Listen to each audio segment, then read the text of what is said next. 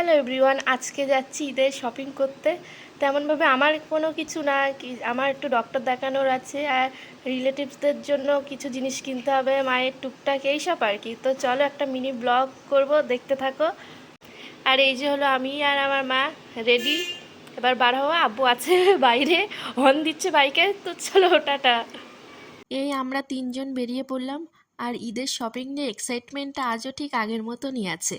হয়তো কিছুই চেঞ্জ হয়নি, শুধু আমরা ছোট থেকে একটু বড় হয়ে গেছি।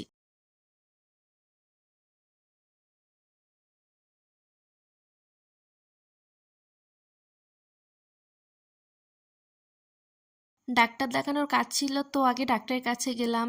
তারপর ওখান থেকে বেরিয়ে কেনাকাটা করতে শুরু করলাম। সেই দিন এত পরিমাণে ভিড় ছিল, ভিড় তো হওয়ারই কথা, কারণ ঈদ আর বেশি দিন বাকি নেই। আরও তার উপর ছিল সেই দিন সানডে।